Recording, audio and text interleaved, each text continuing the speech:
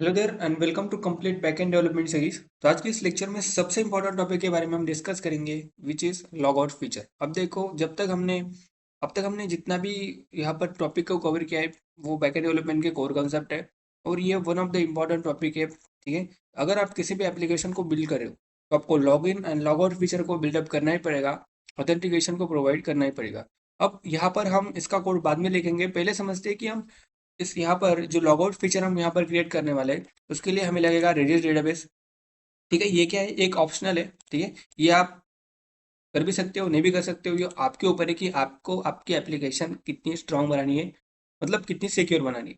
तो यहाँ पर इस लॉगआउट फीचर की थिंकिंग प्रोसेस हम समझेंगे। ठीक है, thinking process is most important than coding. ठीक है, मतलब कोड हम बाद में भी लिख सकते हैं लेकिन पहले हमें थिंकिंग प्रोसेस समझने आनी चाहिए। ठीक है, मतलब हम में और एआई में क्या फर्क है वो हम यहाँ पर क्लियर करेंगे।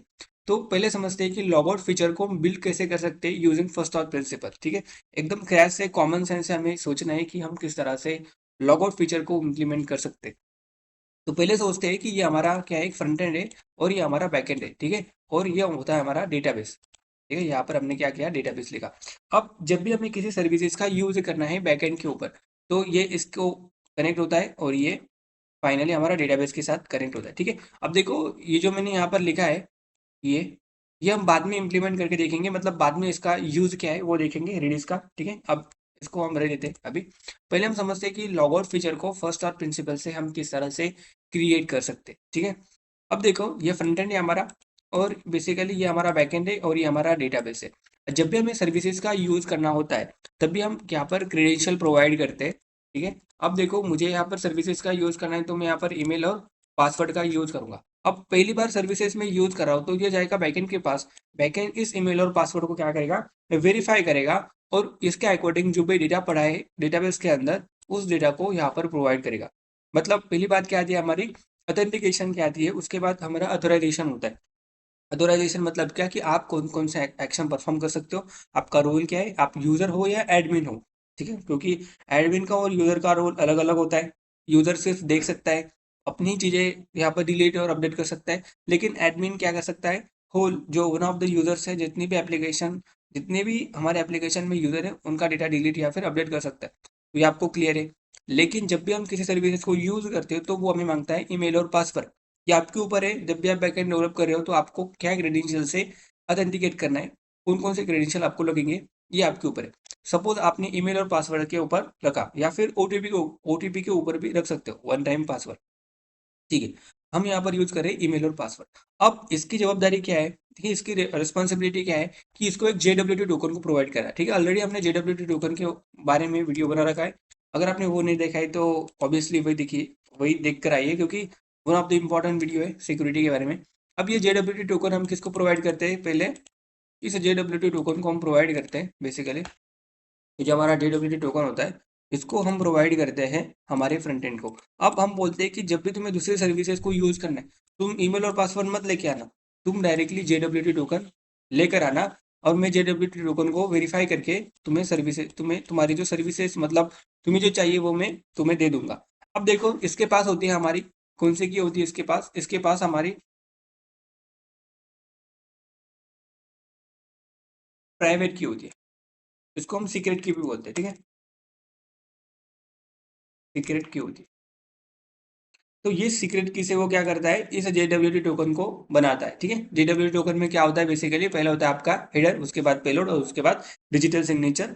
हेलो, ठीक है, जो आपका हेडर होता है और पेलोड होता है उसका हैश फॉर्म निकालकर सीक्रेट की से उसे इंक्रिप्ट किया जाता है, उसे हम डिजिटल सिग्नेचर बोलते हैं।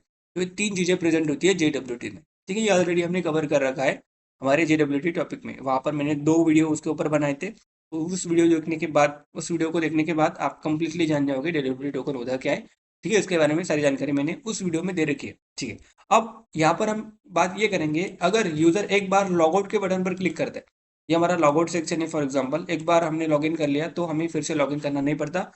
जहाँ जितनी बार, मतलब जहाँ हमने JWT टोकन का एक्सपायरी डेट सेट किया था, अब JWT टोकन अगर एक्सपायर हो जाए और फिर से हम JWT टोकन अगर लेकर जाए सर्वर के पास तो तो सर्वर क्या बोलता है हमें कि ये जो टोकन है वो क्या हुआ है, एक्सपायर हुआ है, आपको फिर से लॉग इन करना पड़ेगा। मुझे मतलब क्या कि फिर से आपको ईमेल और पासवर्ड यहाँ पर डालना पड़ेगा। अब यहाँ पर बात क्या आती है कि एक्सपायर होने से पहले अगर यूजर लॉग आउट करना चाहता है, अगर अगर एक बार यूजर ने लॉग आउट किया, तो हमारी जिम्मेदारी क्या है, किस तरह से हम लॉग आउट फीचर को इम्प्लीमेंट कर सकते हैं। जितना भी मैंने आपको यहाँ तक बताया, यहाँ पर आप सोच सकते हो कि हम क्या कर सकते हैं यहाँ पर लॉग आउट फीचर को इम्प्लीमेंट करने के लिए।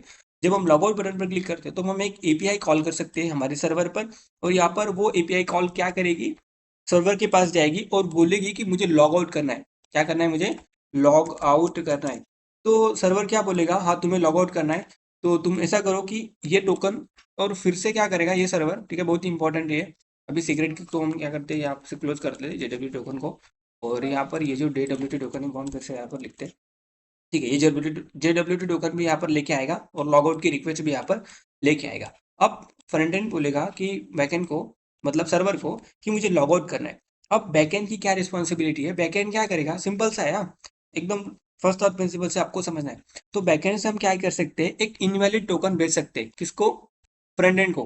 क्या कर सकते हैं हम, इनवैलिड टोकन भेज सकते हैं।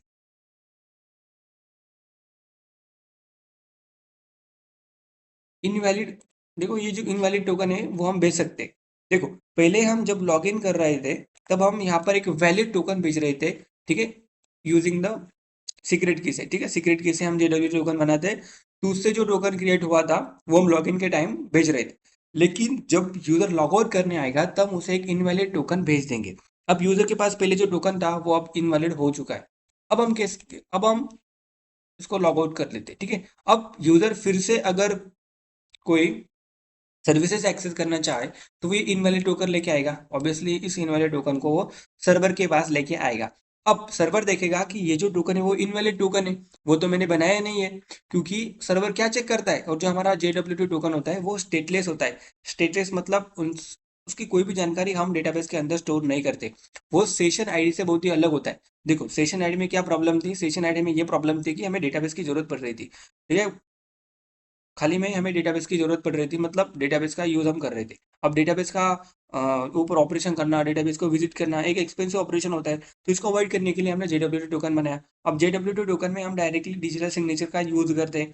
अब डिजिटल सिग्नेचर में हमें पता है कि हम किस तरह से वेरीफाई करते हैं उसे, ठीक है, उस सीक्रेट की से। अब वो बैकएंड क्या देखेगा, बैकएंड उस सीक्रेट की से उस इस टोकन को वेरीफाई करके देखेगा कि इस टोकन से, ठीक है, ये जो टोकन मेरा फ्रंट एंड से आया हुआ है, इस टोकन को वेरीफाई करके देखेगा कि ये मैंने जनरेट किया है क्या। तो वो अगर उसने जनरेट नहीं किया है तो वो इसकी रिक्वेस्ट रिजेक्ट कर देगा। और ये इनवैलिड टोकन यहाँ पर जो पहले ही बैकएंड ने भेजा था, ठीक है, उसको पता नहीं है कि ये टोकन उसने ही भेजा था, क्योंकि ये इनवैलिड टोकन है ना।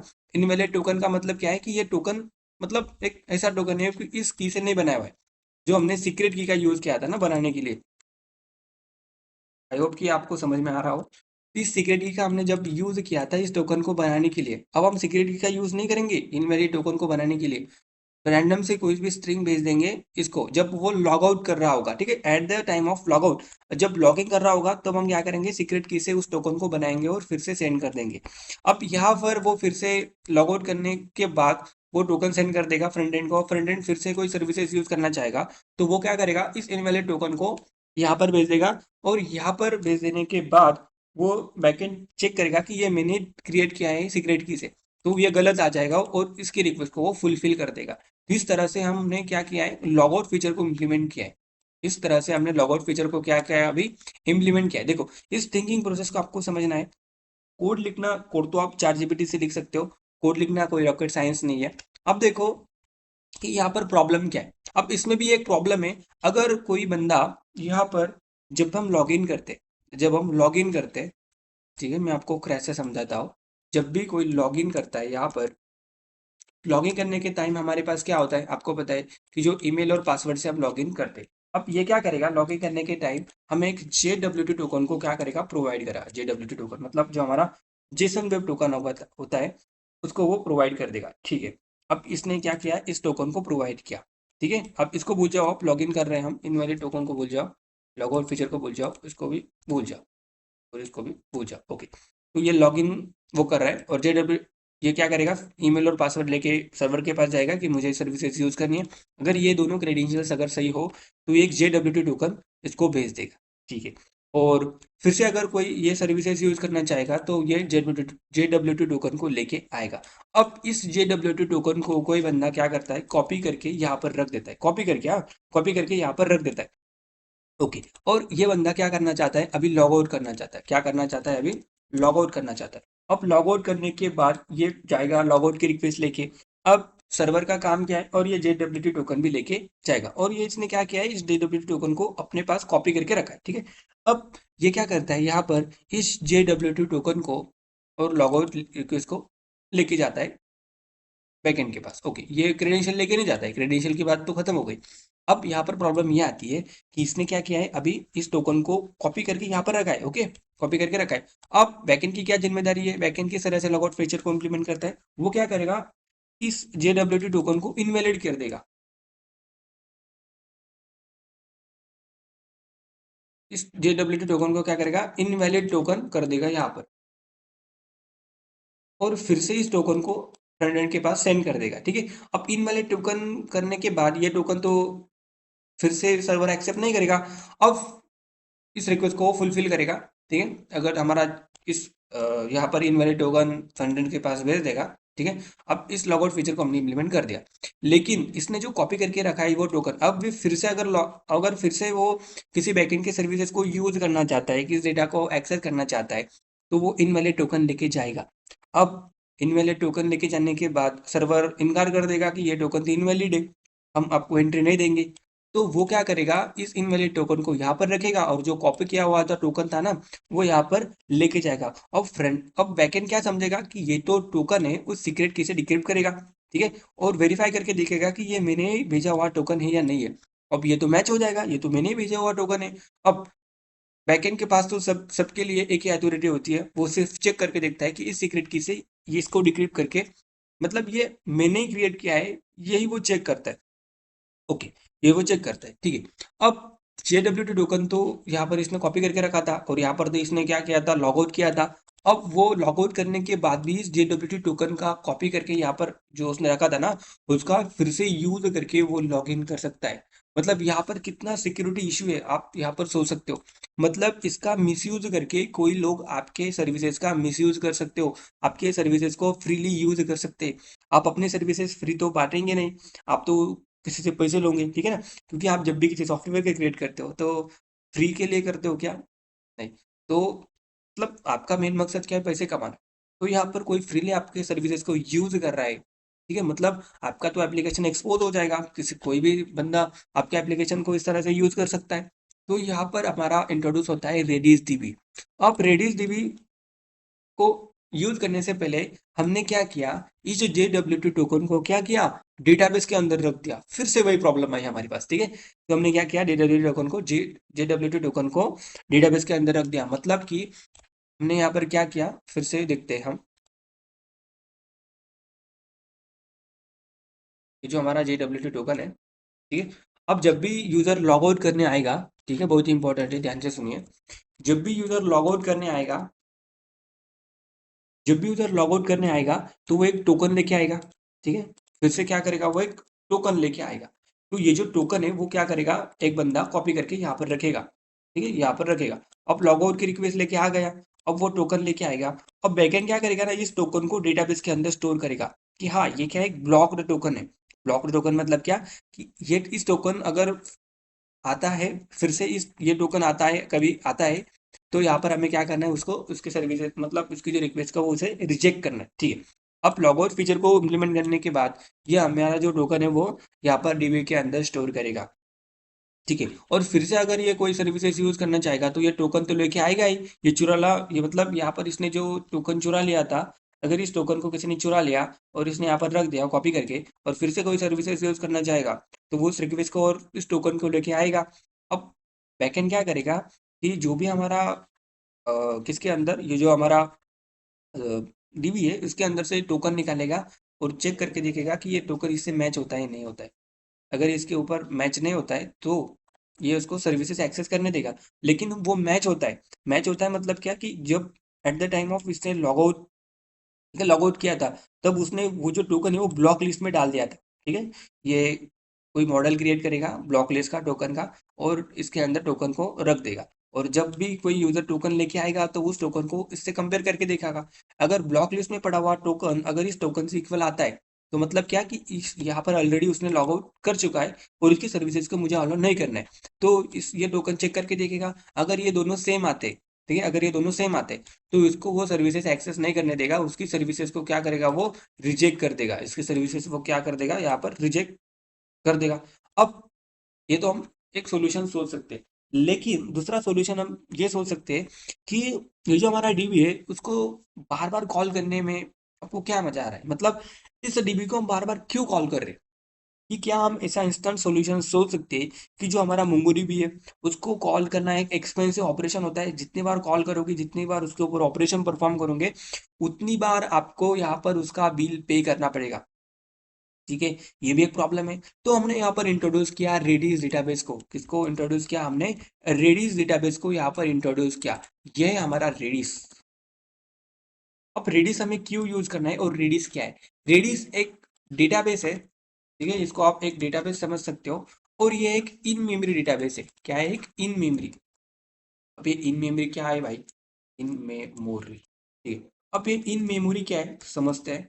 अब इन मेमोरी का मतलब है कि रैम, ठीक है, वो जब सारा का सारा डेटा हमारा कहाँ पर स्टोर करता है, यहाँ पर रैम में स्टोर करता है। अब मैं आपको इसकी जरूरत भी समझाता हूँ। आई होप कि आपको इस लॉगआउट फीचर मतलब किस तरह से हम इम्प्लीमेंट कर सकते हैं वो हमने देखा होगा। ओके, मतलब आपको समझा होगा। अब ये जो होता है वो रैम के ऊपर काम करता है। मतलब कि जो हमारी फर्स्ट मेमोरी होती है, ठीक है, सेकेंडरी मेमोरी हमारी कौन सी होती है, रोम होती है, जिसे हम एसएसडी बोलते हैं, ठीक है, सेकेंडरी स्टोरेज। अब ये हमारा होता है रैम और उसे हमें क्यों यूज करना है। अब ये हमारा फास्टेस्ट डेटाबेस होता है। अब रेडिस क्या है, एक फास्टेस्ट डेटाबेस है। अब इसका आर्किटेक्चर क्या है और रेडिस हम किसके लिए यूज करते हैं और किस किस के लिए यूज करते हैं, देखो। मैं ये जो लेक्चर्स है वो एंड होने के बाद मैं आपको क्या करूंगा, एक रेडिस का पूरा क्रैश कोर्स क्रिएट करूंगा, ठीक है, क्योंकि रेडिस एक वन ऑफ द इम्पॉर्टेंट है और ये इंटरव्यू में पूछा जाता है। और ये जो सॉल्यूशन है वो इंस्टेंट और बहुत ही इंपॉर्टेंट सॉल्यूशन है, ठीक है, हमारे प्रॉब्लम को सॉल्व करने के लिए। रेडिस के तरह बहुत और दूसरी भी ऐसी डेटाबेस है, ठीक है, रेडिस से नहीं, इसके जैसे बहुत सारे डेटाबेस है, लेकिन ये one of the popular database है और इसे ही लोग ज़्यादा प्रेफर करते हैं और यूज करते हैं। अब रेडिस क्या है, हमारा इन मेमोरी डेटाबेस है और वो रैम को यूज करता है डेटा को स्टोर करने के लिए। अब ये फास्टेस्ट डेटाबेस होता है, ठीक है। एसएसडी में जो हम डेटा स्टोर करते हैं उसको फेच करने में, डेटा में डालने के लिए बहुत ही समय लगता है, बहुत ही टाइम कंज्यूमिंग होता है। लेकिन जब हम रैम का यूज करते हैं तो रैम से डेटा एक्सेस करने के लिए हमें कोई समय नहीं लगता, मतलब समय लगता है लेकिन एज कम्पेयर टू एसएसडी हमें समय बहुत ही कम लगता है। बहुत ही कम समय लगता है और हम डायरेक्टली डेटा को फेच कर सकते हैं रैम से इंस्टेंटली। मतलब ज़्यादा टाइम हमें लगेगा नहीं, तो इसीलिए हम रेडिस का यूज करते हैं। तो रेडिस क्या है, एक इन मेमोरी डेटाबेस है जहाँ पर हम डेटा को स्टोर करते हैं और इंस्टेंटली एक्सेस करते हैं।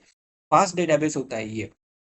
आप यहाँ पर जाकर गूगल पर भी जाकर सर्च कर सकते हो जो हमारा रेडिस है, ठीक है।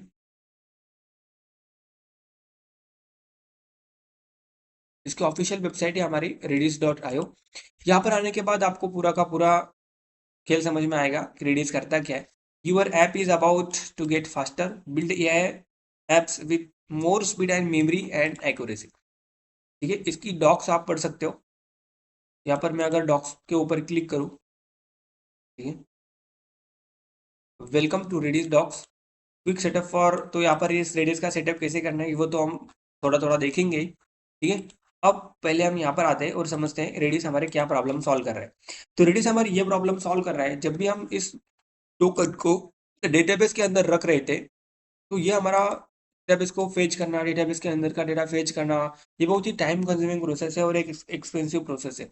तो इंस्टेंट ऑफ यूजिंग मोंगोडीबी हम टोकन को स्टोर करने के लिए रेडिस का यूज करेंगे। मतलब रेडिस हमारा जो है वो की वैल्यू पेयर में डेटा को क्या करता है, स्टोर करता है। इसमें स्टोर करता है हमारा की और वैल्यू पेयर में डेटा को क्या करता है, रेडिस स्टोर करता है। की दो यहाँ पर की इसके लिए चाहिए और वैल्यू उसके लिए चाहिए। ये जो की होगी वो रेडियस के अंदर यूनिक होगी। क्या होगी, कि रेडियस के अंदर हमारी यूनिक होगी, ठीक है। अब देखो रेडियस हमारे क्या प्रॉब्लम सॉल्व कर दे रहा है। आपको एक सिंपल सा एग्जांपल देता हूँ कि रेडियस हमें यूज क्यों करना है, ठीक है। बाद में भी हम रेडियस को इम्प्लीमेंट करेंगे और इस फीचर के लिए भी हम रेडियस का इम्प्लीमेंट करेंगे। अब आप एक वन शॉट में आपको मैं एक मतलब कहानी बताकर कहानी नहीं, यहाँ पर 2-3 मिनट में सिंपल सा रेडिस का महत्व समझाता हूँ। ये हमारा फ्रंट एंड है और ये हमारा बैक एंड है। ठीक है, ध्यान से सुनिए, बहुत ही इंपॉर्टेंट है ये हमारा फ्रंट एंड है, ये हमारा बैक एंड है। मतलब ये सर्वर है और ये क्लाइंट है और ये हमारा डेटाबेस है। और ऑब्वियसली ये इसके साथ कनेक्ट होगा और ये इसके साथ कनेक्ट होगा। और ये कनेक्ट मतलब क्या है कि ये एपीआई हमारी, ये भी एपीआई है। ये हमारा सर्वर है, ये हमारा फ्रंट एंड है मतलब क्लाइंट है, और ये हमारा डेटाबेस है। अब जब भी हमारा यूआई, यहाँ पर हमारा क्या होगा, यहाँ पर हमारा यूआई होगा। यूआई मतलब क्या कि जो हमारा यूजर इंटरफेस है। ठीक है, ये क्या खुल गया, ठीक, ये होगा हमारा यूआई। मतलब क्या कि ये हमारा ये हो गया यूजर इंटरफेस। अरे भाई, ठीक है, ये हमारा हो गया यूजर इंटरफेस। ठीक है, ये हमारा यूआई है। अब यूआई के ऊपर हम क्या दिखाते हैं, जो भी डेटा यहाँ पर पड़ा हुआ है। ठीक है, जो भी डेटा यहाँ पर पड़ा हुआ है, मतलब फ्रंट एंड से रिक्वेस्ट जाएगी बैकएंड के पास, और फाइनली यहाँ पर जो भी डेटा पड़ा हुआ है वो उस डेटा को बैकएंड के पास जाएगा और उस डेटा को फ्रंट एंड को भेजा जाएगा। और फाइनली इस यूआई पर इस डेटा को क्या करेगा, दिखाया जाएगा। मतलब क्या कि फ्रंट एंड पर कौन सा डेटा दिखा रहे हैं हम, जो भी मेरा सर्वर से डेटा आ रहा है, मतलब बैकएंड हमारा फेच करेगा डेटा डेटाबेस से, और वही डेटा हमें यहाँ पर दिखाएगा। ओके, अब अगर यूजर क्या करता है, देखिए, यूजर अब देखो, जब आप एप्लीकेशन को बिल्ड कर रहे हो तो ऐसा मत समझिए कि यूजर बहुत ही अच्छा है आपका। ठीक है, मतलब यूजर आपकी एप्लीकेशन को क्रैश करने में भी लगा होगा ना, कि यहाँ पर एक बार आपने वेबसाइट को खोल लिया तो आपके पास क्या करेगा, एक बार डीबी कॉल जाएगी, एक बार डीबी कॉल जाएगी, एक बार डीबी क्या करेगी, कॉल जाएगी। मतलब एक बार आपको डेटाबेस को कॉल करना पड़ेगा डेटाबेस को फेच करने के लिए, तब आप डेटाबेस को देखेंगे ना। अब यहाँ पर प्रॉब्लम ये आ रही है कि इस बंदे ने क्या किया, फिर से ओपन किया, फिर से ओपन किया, फिर से एक डेटाबेस की कॉल जाएगी, फिर से एक डेटाबेस की कॉल जाएगी। मतलब ये यूजर क्या कर रहा है, रिफ्रेश कर रहा है, इस वेबसाइट को क्या कर रहा है, रिफ्रेश कर रहा है। बहुत ही मतलब ऐसा टाइप का इंसान ही है, ठीक है, गलत टाइप का इंसान। इस रेफरेंस बटन पर क्लिक कर ही रहा है, कर ही रहा है, कंट्रोल प्लस आर दबा ही रहा है, दबा रहा है। मतलब हमारे पास आप सोच सकते हो कि कितनी डेटाबेस कॉल जाएगी, इतनी डेटाबेस कॉल जाएगी ना हमारी। और हमारा जो बैकएंड में जो प्रोसेस चलता है वो बहुत ही स्लो चलता है। बैकएंड में जो भी प्रोसेस चलता है वो बहुत ही स्लो चलता है। और इसी स्लो से चलने की मतलब इस स्लो प्रोसेस से हमारा जो यूआई है वो हैंग हो जाएगा। मतलब क्या कि वो बैकएंड को रिक्वेस्ट भेजेगा और बैकएंड डेटाबेस को, तो इन दोनों में कम्युनिकेट करने के लिए टाइम लगेगा, और फिर से इन दोनों में कम्युनिकेट करने के लिए टाइम लगेगा। तो यहाँ पर डेटा आने के लिए समय तो लगेगा, तो समय लगेगा। तो जो हमारा यूजर है वो तो फ्रस्ट्रेट हो जाएगा कि वो बोलेगा कि भाई मैंने तो 2-3 बार यहाँ पर रिफ्रेश किया, डेटा आने का नाम ही नहीं ले रहा है। तो यहाँ पर हमारी प्रॉब्लम क्या है कि हम क्या कर रही है, फिर से डेटाबेस को कॉल कर रही है, फिर से डेटाबेस को कॉल कर रही है। तो यहाँ पर एक प्रॉब्लम आ रही है, हमारी हमारे पास एक प्रॉब्लम आ रही है कि हमें बार बार डेटाबेस को कॉल करना पड़ रहा है। एक ही डेटा के लिए हमें बार बार डेटाबेस को कॉल करना पड़ रहा है। तो हमने एक सोल्यूशन सोच लिया, विच इज रेडिस। हम क्या करेंगे, ये जो डेटा है ना वो हम, जब भी यूजर फर्स्ट टाइम क्या करेगा, जब भी यूजर फर्स्ट टाइम डेटा मांगने जाएगा, ठीक है, मतलब हमारा फ्रंट एंड बैकएंड को रिक्वेस्ट भेजेगा, तो ये बैकएंड क्या करेगा, डेटाबेस के जाएगा, डेटाबेस के पास जाएगा, और डेटाबेस में जो भी डेटा स्टोर है वो पहले वो पहले क्या करेगा, इस रेडियस डेटाबेस के अंदर स्टोर करेगा। क्या करेगा, इस रेडियस डेटाबेस के अंदर वो डेटा को क्या करेगा, स्टोर करेगा। अब देखो आर्किटेक्चर किस तरह से बनता है, हाँ, बहुत ही इंपॉर्टेंट है। ठीक है? अब ये मेरा रेडियस है,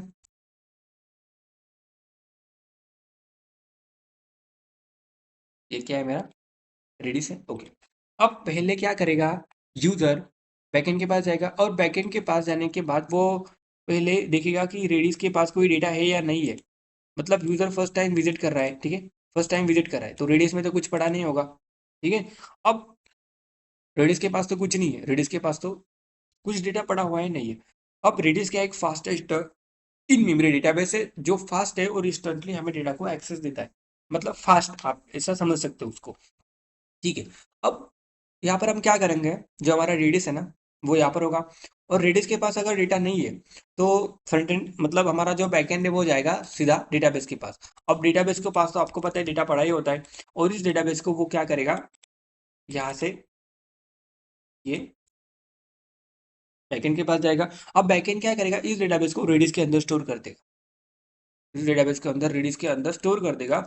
और रेडिस के अंदर स्टोर करने के बाद फिर से वो डेटा, रेडिस के अंदर स्टोर करने के बाद फिर वो डेटा यूआई के ऊपर मतलब फ्रंट फ्रंट एंड को सेंड कर देगा और ये दिखाएगा। अब फिर से अगर इसने रिफ्रेश बटन पर क्लिक किया तो ये क्या करेगा, फिर से बैकएंड को रिक्वेस्ट करेगा। और बैकएंड को रिक्वेस्ट करने के बाद ये जो हमारा डेटाबेस है, सॉरी, ये जो हमारा बैकएंड है वो डेटाबेस को कॉल नहीं करेगा, वो रेडिस को कॉल करेगा। और रेडिस डेटाबेस के अंदर ये तो फास्टेस्ट डेटाबेस है, वो फिर से उस डेटा को ले लेगा, ठीक है, मतलब इसकी कॉपी फिर से वो भेज देगा। फिर से रिफ्रेश बटन को क्लिक करेगा और फिर से वही प्रोसेस चलेगी। मतलब हमारे पास रेडिस क्या प्रॉब्लम सॉल्व कर दे रहा है कि जो हमारा स्लो यूजर एक्सपीरियंस है, यूजर एक्सपीरियंस को हमारे अच्छा रख रहा है हमारा रेडिस डेटाबेस, ठीक है। और रेडिस डेटाबेस का आर्किटेक्चर यही है और बहुत ही सिंपल है, ठीक है।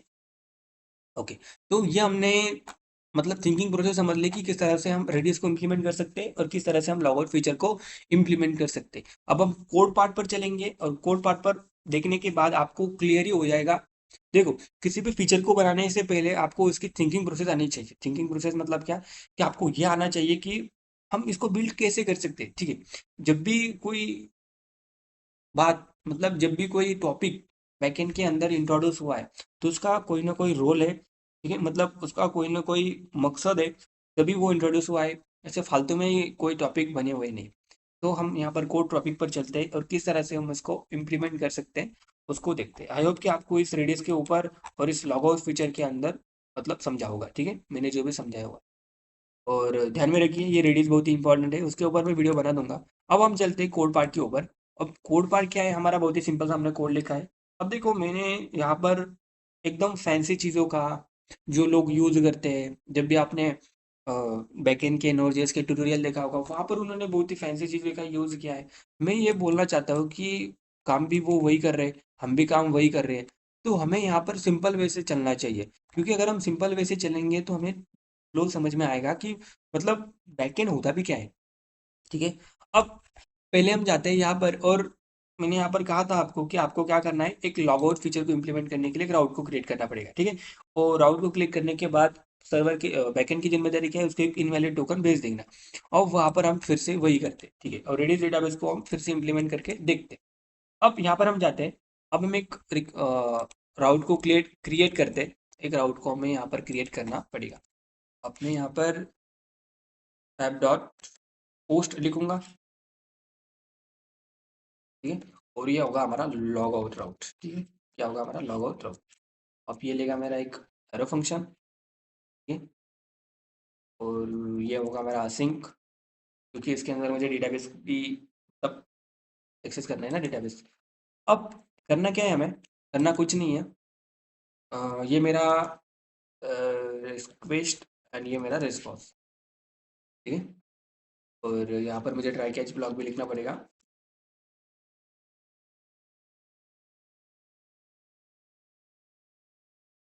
ठीक है।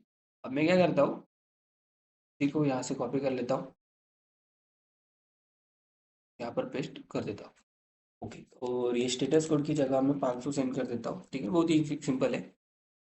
अब देखो, जब भी यूज़र लॉग आउट कर रहा है तो हमारी जिम्मेदारी क्या है, हमें करना क्या है, हमें उसको एक इनवैलिड टोकन सेंड करना है। लेकिन लॉग आउट करने से पहले, इस राउट को हिट करने से पहले, हमें यहाँ पर उसका जो टोकन है वो वेरीफाई करना पड़ेगा। तो उस टोकन वेरीफाई करने का कोड हमने यहाँ पर लिखा था। कहाँ पर लिखा था हमने वो कोड हमने यहाँ पर लिखा था, आ गया। हाँ, इस टोकन को हमने यहाँ से निकाला है और पेलोड के बाद ये हमने यहाँ से निकाला था। अब देखो, यही कोड हमें यहाँ से क्या करना पड़ेगा, कॉपी करना पड़ेगा। या फिर इस कोड को हम मिडल वेयर में रखते हैं, इसमें रखते हैं, यहाँ पर इस कोड को मिडल वेयर में रखते हैं, ठीक है। अब मिडल वेयर में रखते हैं तो इसको मैं यहाँ पर कॉपी कर लेता हूँ, टोकन निकालूंगा, पेलोड, ठीक है। और ये मेरा ईमेल है,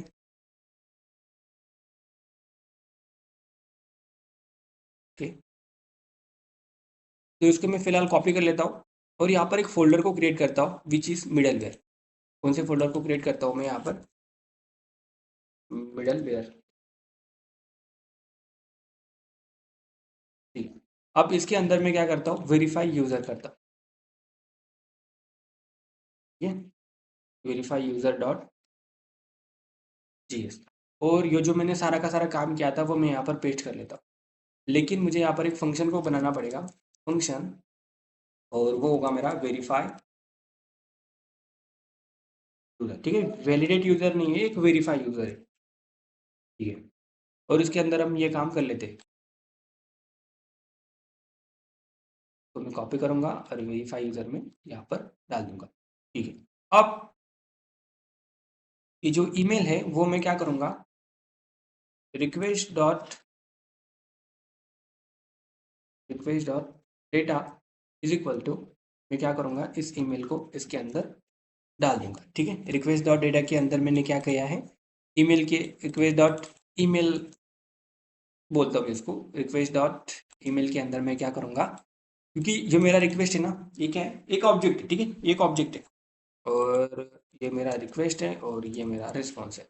अब देखो बहुत ही इंपॉर्टेंट है यहाँ पर कंसेप्ट कि ये क्या एक मिडलवेयर है, ये क्या एक मिडलवेयर है। ठीक है, ये एक मिडलवेयर है, मुझे एक्सपोर्ट करना पड़ेगा इसको, module dot exports is equal to verify user. ये क्या है, एक मेरा मिडलवेयर है। कौन सा, एक वेरीफाई यूज़र, ये क्या है, मेरा एक मिडलवेयर है जो मैंने मिडलवेयर के अंदर रखा है। अब जब भी यूज़र जाएगा, पहले हमें इस मिडलवेयर को चलाना है। आपको पता है मिडलवेयर क्या है, ठीक है, हमें पता है मिडलवेयर क्या है, फिर से मैं उसे एक्सप्लेन नहीं करूँगा। अब समझिए, बहुत ही इंपॉर्टेंट है यहाँ पर ये बात कि जब भी हम मिडलवेयर को डिफाइन करते हैं, ओके, तो ये मिडलवेयर क्या करेगा, इस टोकन के, मतलब इस टोकन को निकालेगा पहले, ठीक है, और उस टोकन को वेरीफाई करके वो देखेगा। ओके, अब अगर इस टोक यहाँ पर कोई एरर आता है, यहाँ पर कोई एरर आता है, तो वो डायरेक्टली शो कर देगा। ठीक है। अब कॉन्स्ट ईमेल, मतलब इस पेलोड से ये क्या करता है, एक पेलोड रिटर्न करता है और यहाँ से हम ईमेल को निकाल सकते हैं। ठीक है। अब देखो request dot email is equal to, मैंने ईमेल क्यों किया, क्योंकि ये जो रिक्वेस्ट ऑब्जेक्ट है एट द एंड एक ऑब्जेक्ट है और ऑब्जेक्ट के ऊपर हम की वैल्यू फिर ऐड कर सकते हैं ना, ऑब्वियसली ऐड कर सकते हैं, कोई दिक्कत नहीं है यहाँ पर। ठीक है। अब बात हमारी यहाँ पर यह आती है कि यहाँ पर अगर कोई एरर आता है, यहाँ पर कोई एरर आता है, तो हमें यहाँ पर ट्राई कैच ब्लॉक को लिखना पड़ेगा। इसको लिखना पड़ेगा, हमें एक ट्राई कैच ब्लॉक को लिखना पड़ेगा यहाँ से।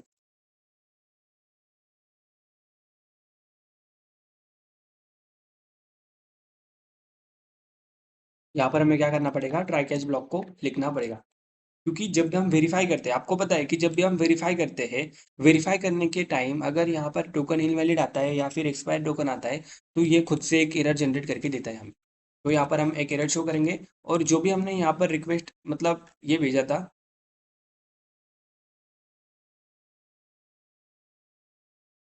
ये इसके अंदर भेज देंगे, इसके अंदर भेज देंगे हम, इसके अंदर भेज देंगे और यहाँ से हम इसको रिटर्न कर देंगे, इसके अंदर हम रिटर्न कर देंगे 500 false wrong something error dot message में, हमें समझ में आ जाएगा कि प्रॉब्लम क्या है। ठीक है। अब ये करने के बाद इस ईमेल को हम यहाँ से डाल देते हैं, ठीक है, और यहाँ पर नेक्स्ट को कॉल कर देते हैं, नेक्स्ट को कॉल कर देते हैं, मतलब क्या कि अगला भाई चले तो, अगला चलाना है हमें। तो ये करने के बाद ये हमने मिडलवेयर सिंपल सा डिफाइन किया है। इस ये क्या हुआ है यहाँ पर, ओके, हाँ। अब ये टोकन हमने यहाँ से निकाल लिया। अब देखो ये कोड पढ़ना कोई रॉकेट साइंस नहीं, ये आप खुद से भी पढ़ सकते हो, मैं यहाँ पर इसको एक्सप्लेन नहीं करूँगा क्योंकि इसको मैंने पहले से ही एक्सप्लेन कर रखा है। ठीक है, मतलब ये हमने मिडलवेयर में यहाँ पर लिखा है, मैं इसे आपको बोलना चाहता हूँ। अब यहाँ पर ट्राई कैच ब्लॉक हमने इसलिए लिखा क्योंकि ये जो लाइन ना वो एक एरर जनरेट कर सकती है, इसलिए हमने ट्राई कैच ब्लॉक लिखा। और अगर एरर जनरेट होता है तो हमें आगे जाना ही नहीं है, अगर कोई एरर जनरेट होता ही नहीं है तो हमें आगे जाना है, विच इज नेक्स्ट। नेक्स्ट से क्या होता है, आपको पता है कि नेक्स्ट से हम आगे जा सकते हैं। अब ये करने के बाद यहाँ पर हम जब आते हैं, तब हमें यहाँ पर क्या करना पड़ता है, वेरीफाई यूज़र करना पड़ेगा, वेरीफाई यूज़र, ये ऑटोमेटिक इंपोर्ट हो जाएगा यहाँ पर इम्प्लिसिटली। अब ये करने के बाद ये कर लेता हूँ मैं। अब देखो, अब अगर ये पास हो जाता है तो यहाँ पर आता है। अब यहाँ पर हमारी बात ये आती है कि इस ईमेल के अंदर हम क्या कर लेते हैं, रिक्वेस्ट डॉट ईमेल करते हैं, सिंपल है ना, क्योंकि जो हमारा रिक्वेस्ट ऑब्जेक्ट है वो क्या है, एक ऑब्जेक्ट ही है ना, रिक्वेस्ट का है हमारा एक ऑब्जेक्ट ही है और उसके अंदर हम वैल्यू पेयर को की वैल्यू पेयर को ऐड कर सकते हैं, हमें पता है। देखो, एक बार आपको कोई कंसेप्ट समझ में आ गई ना, तो उसका यूज करके आप बहुत सारे काम कर सकते हो। कंसेप्ट क्या है, सिंपल सा ऑब्जेक्ट है, उसके अंदर हमने प्रॉपर्टी ऐड कर दी, ये देखिए, इसके अंदर क्या करते हैं हमने, सिंपल से प्रॉपर्टी तो ऐड कर दी है ना, वो हमने पेलोड से निकाली थी। आप इस तरह से भी कर सकते हो, पेलोड डॉट ईमेल, आपकी मर्जी है, आप कोड की इंप्लीमेंटेशन किस तरह से रख सकते हो। आप कोई चार जीपीटी नहीं हो, आप एक ह्यूमन हो और ह्यूमन जैसा सोचता है वैसा ही कोड लिखेगा ना। ठीक है। अब ये करने के बाद सिंपल सा चलिए देखते कि हमारा कोड वर्क कर रहा है कि नहीं कर रहा है। तो हमें यहाँ पर सर्वर को चलाना पड़ेगा। तो यहाँ पर हमारा जो कोड है वो सोर्स फोल्डर के अंदर हमारी फाइल पड़ी हुई है। मोड मॉन, कोई एरर आता है तो हम सॉल्व कर लेंगे, कोई बात नहीं, क्योंकि हर कोई चीज़ हमारे ध्यान में नहीं रखती ना, मतलब ध्यान में नहीं रहती, हमें डॉक्यूमेंटेशन भी पढ़ना पड़ता है, सब चीज़ें हैंडल करनी पड़ती है यहाँ पर। ठीक है। DB connected service is running at port number. Okay. तो यहाँ पर हम लॉगिन करते पहले क्या करते, पहले लॉगिन करते हैं। नोट पर जा भाई। ठीक है। अब हम यहाँ पर इसको क्रेडेंशियल सेंड करते हैं। तो यहाँ पर आ जाएगा you are login successfully. Login करने के बाद हम यूज़र की इंफॉर्मेशन एक्सेस करने की कोशिश करते हैं कि क्या सच में यूज़र की इंफॉर्मेशन आ रही है या नहीं आ रही। तो ये बोल रहा है कि JWT is not defined. Okay. तो भाई हमने कुछ गलती कर दी है। ओ सॉरी, देखो यहाँ पर हमने क्या गलती कर दी है। ये जो हमारा वेरीफाई यूज़र है, यहाँ पर हमें ये जो JWT टोकन है, JWT, ठीक है, इसको मुझे इंपोर्ट करना पड़ेगा क्योंकि इस फाइल को पता नहीं है कि JWT क्या है। हमें इंपोर्ट करना पड़ता है। ठीक है, बहुत सिंपल सी मतलब कॉमन मिस्टेक है जो बिगिनर करते हैं। बिगिनर मतलब क्या कि भाई इंपोर्ट करना पड़ेगा ना, अगर उसे यूज़ करना चाहते हो तो इसको हम इस तरह से यूज़ कर सकते हैं। ठीक है, हो जा भाई स्टार्ट। ठीक है, स्टार्ट हुआ है। अब फिर से हम रिक्वेस्ट को भेजते हैं यहाँ पर। हाँ, अब आया। ठीक है, अब हमारा मतलब ये जो कोड है वो सक्सेसफुली रन हुआ है। अब देखो लॉगआउट फीचर को इम्प्लीमेंट किस तरह से हम कर सकते हैं। जब भी यूज़र लॉगआउट राउट पर आ जाए, जब भी यूज़र लॉगआउट राउट पर आता है, इसके राउट पर आता है यूज़र, लॉगआउट राउट पर आता है। यहाँ पर हमने लॉगआउट राउट को क्रिएट किया था। अब देखो जब भी यूज़र लॉगआउट राउट का आता है तो मैं यहाँ पर एक डमी टोकन इसको सेंड कर देंगे। तो रिक्वेस्ट डॉट हम क्या, सॉरी, जो हमारा रिक्वेस्ट डॉट हम उसकी जो हमारी कुकी होगी, रिक्वेस्ट डॉट कुकी, उसकी कुकी के अंदर हम एक नल सेंड कर देंगे। कुकी हम क्या कर देंगे, एक टोकन को सेंड कर देंगे, और उस टोकन होगा हमारा नल। ठीक है, मतलब आप कोई भी स्ट्रिंग भेज सकते हो, और उसकी जो एक्सपायर होगी, ठीक है, हमने जो एक्सपायरी सेट की थी उसकी, कहाँ गई उसकी एक्सपायरी,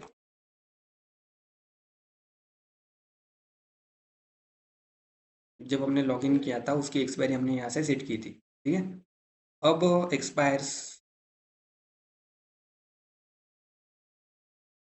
एक्सपायर्स इन, और यहाँ पर हम इंस्टेंटली इसको एक्सपायर कर देंगे। तो यहाँ पर हम न्यू डेट, ठीक है, और यहाँ पर सॉरी, डेट डॉट नाउ। ठीक है, अब डेट डॉट नाउ से हमें क्या मिलता है, मतलब करंट डेट मिलती है। ठीक है, तो हम ये इसको सेंड कर देंगे। ओके। अब ये करने के बाद हमें यहाँ पर करना है वो रिस्पॉन्स सेंड। कौन सा रिस्पॉन्स सेंड करना है हमें, रिस्पॉन्स। अब इस राउट को हैंडल करने से पहले आपको वेरीफाई भी करना पड़ेगा, वेरीफाई यूज़र। ठीक है, वेरीफाई यूज़र आपको करना पड़ेगा, तभी आप लॉग आउट राउट को वेरीफाई कर सकते हो। मतलब कोई भी बंदा इस लिंक को उठा लेगा और रिक्वेस्ट मारते ही रहेगा, तो हम क्या पागल है क्या, हम तो पागल नहीं है, मतलब हम पहले इसको वेरीफाई करेंगे ये डेटा टोकन है सही है नहीं है। ठीक है, नॉट लॉग इन, तो 500 नहीं, हमें यहाँ पर 200 सेंड करेंगे, सक्सेस वो हमारा होगा। ठीक है, और यहाँ पर हम करेंगे लॉग आउट,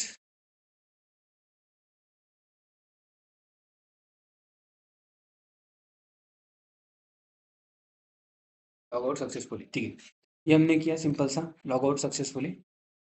अब हम लॉग आउट राउट को विजिट करके देखते हैं। ठीक है, एक बार हमने लॉग इन किया है, लॉग आउट किया है, और लॉग आउट करने के बाद हमारी जो एक्सपायरी डेट थी वो हम क्या करते हैं। देखो, एक बात आपको समझना चाहता हूँ कि हमने यहाँ पर एक्सपायर्स मैंने इन लिखा है, और expires at in, sorry expires in यहाँ पर लिखा है मैंने, एक्सपायर्स मुझे एट लिखना पड़ेगा, एक्सपायर्स। ओके, एक्सपायर्स एट का और एक्सपायर्स इन का क्या कॉम्बिनेशन है वो हम यहाँ पर भी जाकर देखते हैं। जो हमारा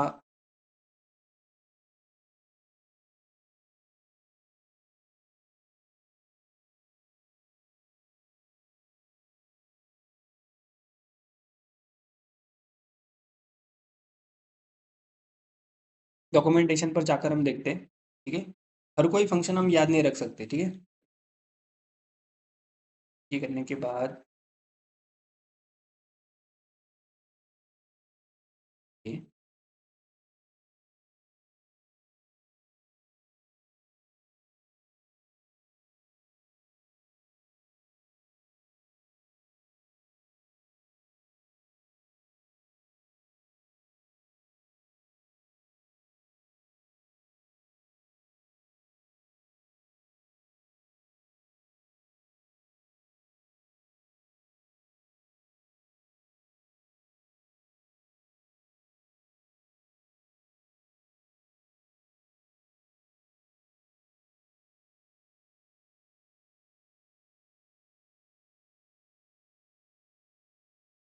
कहाँ गया भाई तू? ये देखो एक्सपायर्स इन और ये हमारा एक्सपायर्स। ठीक, हमारे पास दो फंक्शन होते हैं। मैं आपको डॉक्यूमेंटेशन पर जा रहा था लेकर। यहाँ पर होता है हमारा एक्सपायर्स और यहाँ एक्सपायर्स इन। अब देखो एक्सपायर्स और एक्सपायर्स इन में क्या डिफरेंस होता है, पहले वो देखते हैं। ठीक है, एक्सपायर्स का मतलब ये होता है कि आप, एक मिनट,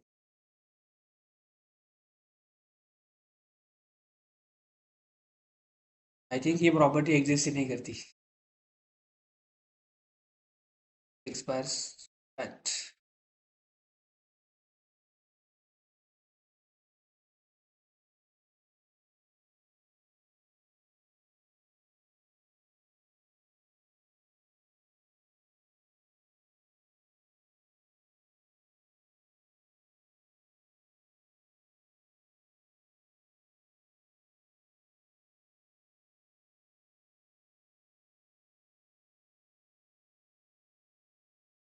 ठीक है, जान लेते हैं उसको एक्सपायर्स। तो ये एक्सपायर्स और एक्सपायर्स इन में क्या फ़र्क है?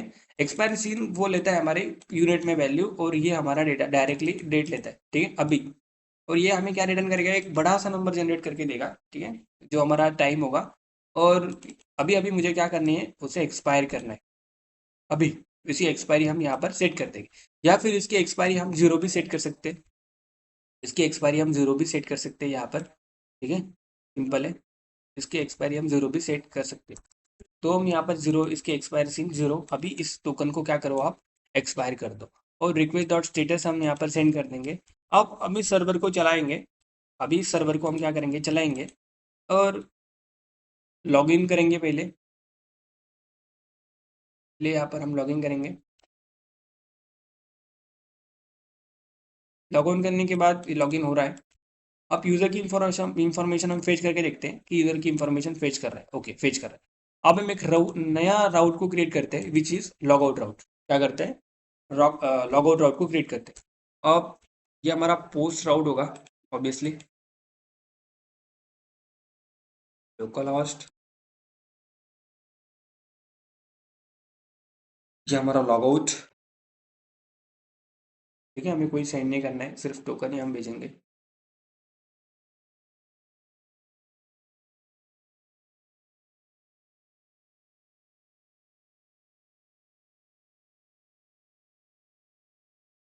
अब हम इसको सेंड करते हैं, तो ये बोल रहा है कि response dot cookie is not function. Oh sorry, हमने यहाँ पर बहुत बड़ी गलती कर दी है। हमें रिस्पॉन्स सेंड करना था ना, रिस्पॉन्स। तो हमने यहाँ पर गलती से रिक्वेस्ट लिख दी। ठीक है, ठीक है, गलती होती रहती है, तो ऐसे रॉकेट साइंस नहीं है, डेबग करते रहेंगे हम। ओके, अब यहाँ पर हम सेंड करते हैं। अब देखिए ये बोलते हैं कि JWT एक्सपायर आपका हो रखा है। फिर से हम लॉगिन करते हैं भाई, लॉगिन हो रहा है। लॉग आउट करते हैं, एरर इज नॉट डिफाइंड। क्या बोल रहा है, लॉग आउट जब हम करते रहते हैं, सॉरी, ये हमने फालतू में लिख रखा था यहाँ पर। अब देखो, जब भी हम लॉगिन करते हैं ना, इसकी एक्सपायरी मतलब यहाँ पर 360 सेकंड कर देते। कितने सेकंड कर देते, 360 सेकंड कर देते, मतलब 360 सेकंड बाद वो क्या हो जाएगा, एक्सपायर हो जाएगा। और यहाँ पर इसकी एक्सपायरी हम क्या करते हैं, वन सेट कर देते, एक सेकंड के बाद तो वो एक्सपायर होता ही रहे, ठीक है, हो ही जाएगा। Okay, okay. अब देखिए, जब भी हम लॉगिन करते हैं, अब हम लॉगिन करते हैं पहले से ही, ठीक है, पहले हम लॉगिन करते हैं। अब लॉगिन करने के बाद हमारे पास एक टोकन आया होगा। क्या आया होगा, एक टोकन आया होगा। ठीक है, ये टोकन आया हमारे पास। अब लॉग आउट कर, अब यूज़र की इंफॉर्मेशन हम फेच करके देखते हैं। यूज़र की इंफॉर्मेशन हम क्या करते हैं, फेच करके देखते हैं यहाँ पर। हाँ, यूज़र की इंफॉर्मेशन ऑब्वियसली आ रही है। अब हम लॉग आउट पर जाते हैं। अभी बोल रहा है लॉग आउट सक्सेसफुली।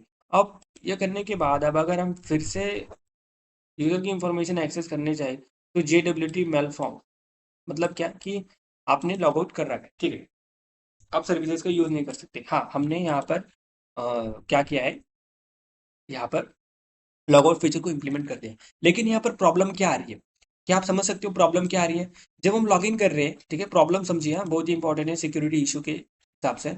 अब यहाँ पर जो कुकी आ रही है हमारी टोकन के फॉर्म में, इस कुकी को मैं कॉपी कर लेता हूँ। क्या कर लेता हूँ? इस कुकी को मैं कॉपी कर लेता हूँ। अब ये करने के बाद मैं यूजर की इंफॉर्मेशन जब सेंड करता हूँ, तब मुझे तो वो एक्सेस दे रहा है। और जब मैं लॉग आउट करता हूँ, ध्यान में रखिए, हाँ, जब मैं लॉग आउट करता हूँ, तब लॉग आउट करने के बाद मेरे पास क्या कुकी आती है? मेरे पास कुछ भी नहीं, नल कुकी आती है, मतलब एक इनवैलिड कुकी आती है और उसकी एक्सपायरी भी सेट हो रखी है और इसकी वो भी हमें एक्सपायर कर दिया है। अब यहाँ पर प्रॉब्लम क्या है? लॉग आउट करने के बाद मैं तो यूजर की इंफॉर्मेशन एक्सेस नहीं कर सकता। फिर से अगर मैं विजिट करूँ तो ये बोलेगा आप लॉग इन करिए फिर से, या फिर wrong something, GWT mall form. अब अगर मैं यहाँ पर यूजर की इंफॉर्मेशन एक्सेस करने जाओ और यहाँ पर इस कुकी के इस टोकन के अलावा मैं यहाँ पर इस टोकन को कॉपी कर दूँ, सबसे इंपॉर्टेंट यहाँ कॉपी कर दूँ और इसको क्लोज कर दूँ, और अगर मैं सेंड करूँ, तो यहाँ पर प्रॉब्लम क्या आ रही है समझ में आ रही है आपको? ये फिर से डेटा दे रहा है। मैं लॉग आउट करने के बाद मैंने लॉग इन किया ही नहीं, मैंने उस टोकन को कॉपी करके यहाँ पर पेस्ट कर दिया सिर्फ। ठीक है, अगर ये बात आपको समझ में नहीं आई ना, तो भाई आपको सब मतलब सख्त जरूरत है JWT टोकन के वीडियो की, क्योंकि उसमें मैंने JWT टोकन को एक्सप्लेन कर रखा है। अब यहाँ पर इस प्रॉब्लम को सॉल्व करने के लिए हमने यहाँ पर क्या देखा था? रेडिस। भाई रेडिस इसी के लिए यूज होता है। आप एक तो उस टोकन को ब्लॉक लिस्ट में सेव करिए, किसके अंदर? डेटाबेस के अंदर। और डेटाबेस तो हमारा मोंगोडी भी एक रेडिस है। तो फास्ट डेटाबेस कौन सा? इन मेमोरी रेडिस है। तो इसको भी आप यूज करिए, ठीक है, इसको भी आप यूज करिए। इसी सिंपल थॉट का आपको यूज करना है, कोई रॉकेट साइंस नहीं है, ठीक है, किसी फीचर को बिल्ड करने के लिए आपको सिर्फ कॉमन सेंस होना चाहिए बस। अब ये करने के बाद अब हम देखते हैं कि रेडिस को हम किस तरह से इम्प्लीमेंट कर सकते हैं। हम क्या करेंगे अब, कि जो भी टोकन आएगा हमारा, जब भी हमारे पास लॉग आउट करने के बाद कोई भी आएगा, तब हम उस क्या उसको हम क्या करेंगे, उस टोकन को ब्लॉक लिस्ट में डाल देंगे। अब रेडिस को यूज कैसे करना है पहले वो देखते हैं। रेडिस का भी हम यहाँ पर यूज करेंगे, ठीक है। अब देखो डॉक्यूमेंटेशन बहुत ही इंपॉर्टेंट है आपके लिए। आप कोई चीज़ भूलोगे नहीं भूलोगे, ये आपके ऊपर है। अगर आप कोई एक AI की तरह हो, ठीक है, मतलब आप कोई भी चीज़ भूलते नहीं हो तो आपकी अच्छी बात है, लेकिन एक इंसान भूलता ही रहता है, तो इसीलिए डॉक्यूमेंटेशन फॉलो करनी होती है हमें। तो पहले हम इसकी वेबसाइट पर आते हैं। ओ, यहाँ पर उन्होंने दे रखा है कि, ठीक है, योर ऐप इज अबाउट, इसका UI ना भाई चेंज होता ही रहता है। जब मैंने 4 दिन पहले खोला था तो दूसरा UI था, अब दूसरा UI। अब यहाँ पर हम करते हैं ट्राई रेडिस फॉर फ्री, ठीक है, रेडिस भी आपके लिए पैसे लेता है। अब भाई मैं तो यहाँ पर फॉर्म फिलअप नहीं करूँगा, साइन अप विद गूगल ही करूँगा, ठीक है। यहाँ पर हम जाते हैं। अब इसका यूज़ कैसे करना है पहले वो देखते हैं हम, ठीक है। बहुत ही सिंपल है इसको यूज़ करना। आपको कॉन्फ़िगर करना पड़ता है पहले। या तो आप रेडिस को अपने सिस्टम में ला लो, या तो फिर क्या करिए, इसका सर्वर का यूज़ कर लीजिए, ठीक है। ये ऑथेंटिकेशन प्रोवाइड मतलब परफॉर्म कर रहा है।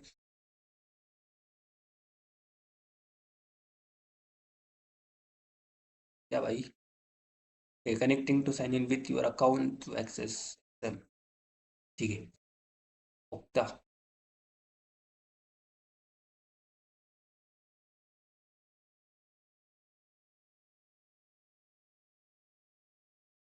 हमारा माइक चल रहा है नहीं कि भाई? चल रहा है। अब खोलने में इतना टाइम लग रहा है भाई। देखो मैंने पहले से ही यूज़ कर रखा है इसे, ठीक है, पहले भी मैंने यूज़ किया है इसका, मतलब आपको यूज़ करना ही करना है, ठीक है। अब देखो, मुझे डेटाबेस, न्यू डेटाबेस को क्रिएट करना है। कौन सा डेटाबेस को क्रिएट करना है मुझे? New database. मैं क्लिक करूंगा न्यू डेटाबेस के ऊपर। देखो किसी भी चीज़ को यूज़ करना ना बहुत ही सिंपल है, क्योंकि भाई जिन्होंने भी चीज़ बनाई है ना, उन्होंने डॉक्यूमेंटेशन लिखी होती है। और इसका जो UI वो फ्रेंडली UI है, मतलब यूज़र फ्रेंडली UI। अब जस्ट ट्राई इट। तो भाई पैसे नहीं देते हैं, ठीक है। यहाँ पर आपको डेटाबेस का नाम लिखना है, मैं वही रखूँगा, और आपको पास का सर्वर ले लेना है, ठीक है, आशिया।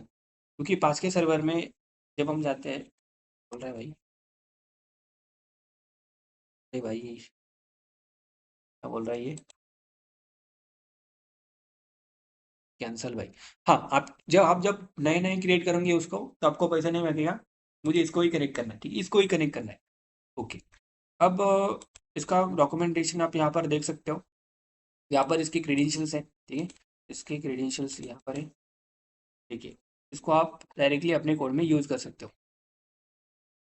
अब इसको यूज़ करने के लिए भी आपको कोई लाइब्रेरी को इंस्टॉल करना पड़ेगा, ठीक है। कोई लाइब्रेरी को आपको इंस्टॉल करना पड़ेगा।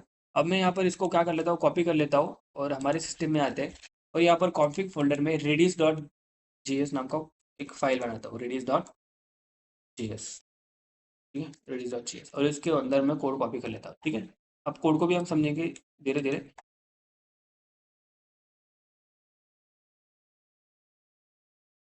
सॉरी मैंने दूसरा ही डॉट नेट का कोड कॉपी कर लिया था, सॉरी भाई, गलती होती रहती है। हाँ, मैं तभी बोल रहा हूँ कि ये कोड ज़रा-सा अलग ही रहती है। अब देखो ये हुआ। अब इसको करने के लिए आपको रेडिस को इंस्टॉल करना पड़ेगा, ठीक है। रेडिस को आपको क्या करना पड़ेगा, यहाँ पर इंस्टॉल करना पड़ेगा। अब टर्मिनल कहाँ है मेरा, टर्मिनल कहाँ गया तू,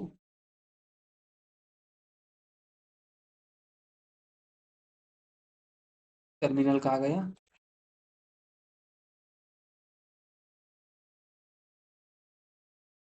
तो टर्मिनल भाई, ठीक है। तू क्यों खुल रहा है भाई, ठीक है।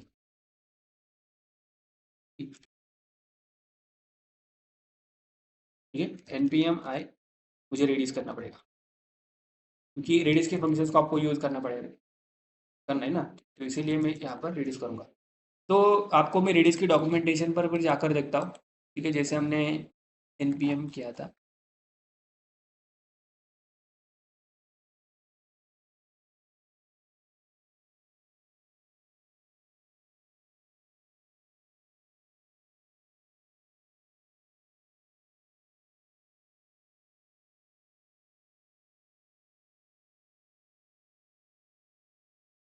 ठीक है, आपको क्या करना है, npm आई रेडिस करना है। इसके बाद ये बेसिक सा सेटअप आपको कर लेना है, ठीक है।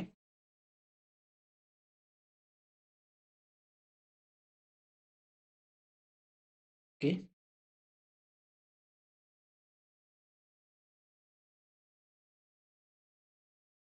यहाँ पर आप कोड देख सकते हो, उसकी इम्प्लीमेंटेशन यहाँ पर आकर देख सकते हो, ठीक है। इसका कोड वैसे है, ओके। अब देखते हैं, जो हमने कोड लिखा था इसको यहाँ पर आते हैं और समझते हैं। मैं आपको समझाता हूँ, और आप हमें यहाँ पर किसका यूज़ करना है, चल हुआ है या नहीं हुआ है।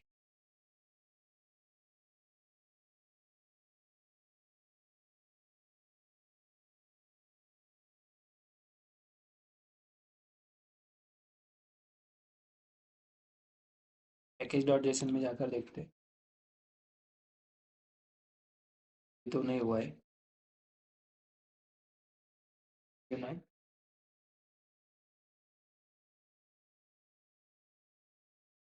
रेडिस,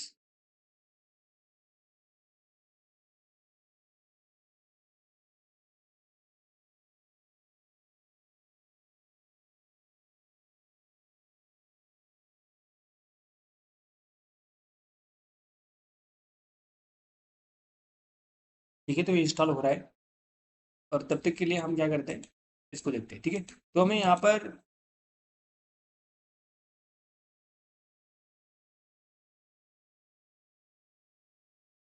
रिक्वायर का यूज़ करना है, क्योंकि हम रिक्वायर का ही यूज़ करते आ रहे थे, ठीक है।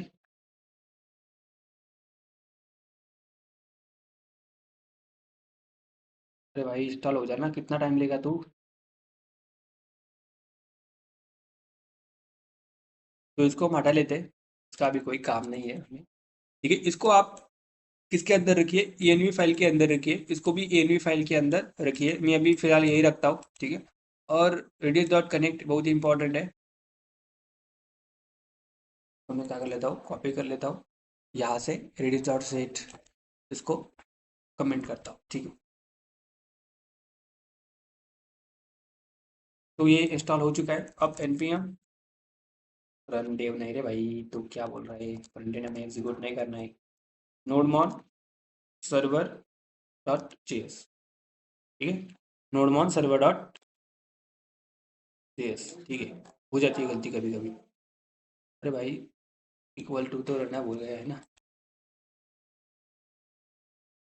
Require registry. अब इसको मुझे एक्सपोर्ट करना पड़ेगा, सिंपल है, export, sorry, module dot export, अब देखो खाली मैं रिएक्ट के ऊपर काम कर रहा तो वो वही कमांड मेरे ध्यान में आ रही है अभी। तो module dot exports is equal to ये है क्लाइंट, क्या लिखा, क्लाइंट लिखा। इस क्लाइंट को यहाँ से एक्सपोर्ट कर लेंगे, ठीक है। और जो हमारा सर्वर डॉट जी एस है वहाँ पर आएंगे हम, वहाँ पर आएंगे हम सर्वर डॉट जी एस में, सर्वर डॉट जी एस में आएंगे। तो सर्वर डॉट जी एस में आने के बाद मुझे यहाँ पर ये जो मेरा क्लाइंट है उसको मुझे इम्पोर्ट करना पड़ेगा। तो मैं यहाँ पर लिखता हूँ क्लाइंट अल्टीमेट सजेशन, आ जा भाई क्लाइंट, ठीक है। तो ये मेरा एक्सप्लिसिटली इंपोर्ट हो चुका है, ये देख सकते हो आप। जो हमारा क्लाइंट है वो रेडिस से एक्सपोर्ट हो चुका है। इस तरह से आपको इसको यूज़ करना है, ठीक है। सिंपल है बहुत ही। अब नीचे आएंगे हम, नीचे आने के बाद जो मेरा क्लाइंट है उसको मैं यहाँ से कट करूँगा और यहाँ पर पहले मैं रेडिस को कनेक्ट करूँगा। पहले क्या करूँगा, रेडिस को कनेक्ट करूँगा। अब अवेट और रेडिस को कनेक्ट करने के लिए मुझे यहाँ पर किसका यूज़ करना पड़ेगा, डॉट कनेक्ट का यूज़ करना पड़ेगा। किसका यूज़ करना पड़ेगा भाई, डॉट कनेक्ट का। तो यहाँ पर जो मेरा क्लाइंट है, क्लाइंट डॉट कनेक्ट, ठीक है, सक्सेसफुली कनेक्ट हो चुका है ये। अब ये करने के बाद रेडिस डॉट जेएस में जाते हैं और उन्होंने client, okay okay okay okay okay okay, ठीक है।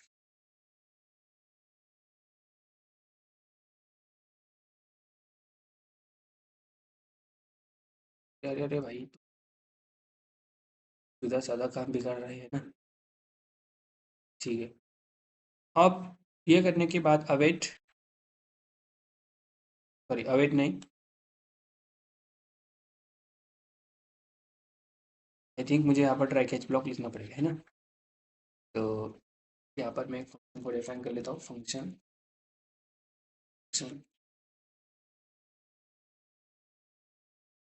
फंक्शन होगा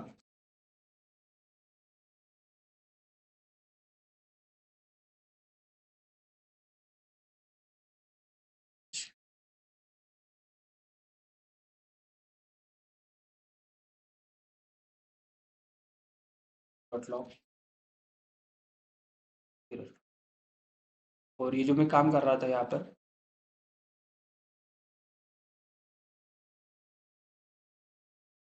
वेट, ठीक है। और उसके बाद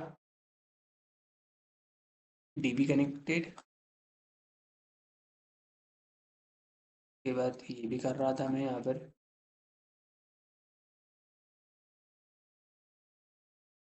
और उसकी अभी ज़रूरत हमें नहीं है, ठीक है। और जो मेरा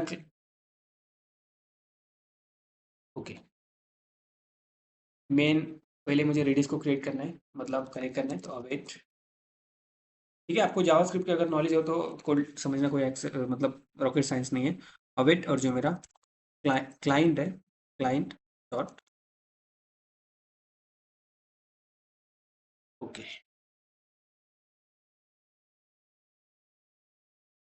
और मैं यहाँ पर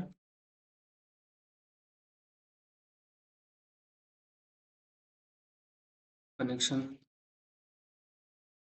कनेक्शन फंक्शन को रन कर रहा हूँ अभी।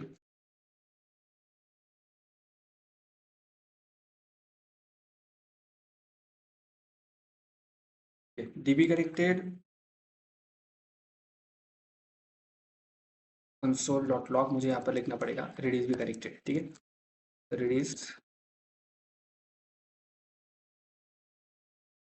कनेक्ट, ठीक है। तो हमने यहाँ पर ये लिख दिया है, ठीक है। कोड लिखने के लिए आपको मतलब सेटअप करने के लिए टाइम जाएगा, तो इसीलिए हमारा टाइम जा रहा है। कोड लिखना कोई रॉकेट साइंस नहीं है, बहुत ही सिंपल से है यहाँ पर, ठीक है। हमने इस फॉर्मेट को खत्म करके ट्राई, जो हमारा देख कैच का फॉर्मेट था ना उसको देखो, रेडिस डीबी कनेक्टेड एंड ये server at running port number. अब देखो मैं यहाँ पर कुछ गलत कर देता हूँ, पासवर्ड को एक गलत कर देता हूँ, ठीक है। अब वो रेडिस को कनेक्ट नहीं करेगा, रेडिस को कनेक्ट नहीं करेगा। देखिए फिर से देखिए, वो कुछ एरर जनरेट करेगा, ठीक है। देखिए कुछ एरर इसने जनरेट किया, मतलब आपको सब सही सही करना है, सब आपको सही सही करना है, ठीक है। अब मैं करूँ तो वो अब सक्सेसफुली कनेक्ट हो जाएगा, मतलब सब चेंजेस आपको सही सही करने हैं। Ready connected, dB connected and server. अब देखो, अब हमें करना क्या है, जब भी कोई यूज़र लॉग आउट करने आएगा, जब भी कोई यूज़र लॉग आउट करने आएगा, जब भी कोई यूज़र लॉग आउट करने आएगा, जब भी कोई यूजर लॉग आउट करने आएगा तो उसका जो टोकन हमें एक्सपायर कर ही देना है। उसके बाद हमारा जो रेडिस है उसके अंदर दो प्रॉपर्टीज होती है, गेट एंड सेट। मैं आपको समझा देता हूँ। जो हमारा रेडिस है उसके अंदर दो फंक्शंस होते हैं। ठीक है, फंक्शंस तो बहुत है उसके अंदर, लेकिन हमारे काम काम के मैं आपको बता देता हूँ। उसके अंदर बेसिकली जो हमारा रेडियस है, यहाँ पर लिखता हूँ मैं, हमारा जो रेडियस है बेसिकली यहाँ पर टू फंक्शंस, सॉरी, जो हमारे तीन काम के फंक्शन है वो मैं आपको बता देता हूँ। फंक्शन, तीन फंक्शंस उसके बाद होते हैं। ठीक है, पहला होता है हमारा गेट फंक्शन, सॉरी गेट नहीं, हमारा सेट फंक्शन होता है।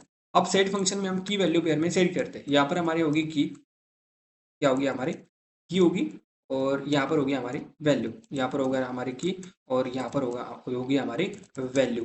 ठीक है, और अगर हमें कोई वैल्यू को गेट करना है, वैल्यू को क्या करना है, यहाँ पर गेट करना है, तो मतलब कोई वैल्यू देखना है कि रेडियस डेटाबेस के अंदर है या नहीं, तो यहाँ पर हम क्या कर ले, की से उस वैल्यू को एक्सेस कर सकते हैं। अगर इस वैल्यू को हमें डेटाबेस के अंदर से डिलीट करना है, तो हमें हमारे पास होता है एक्सपायर्स एट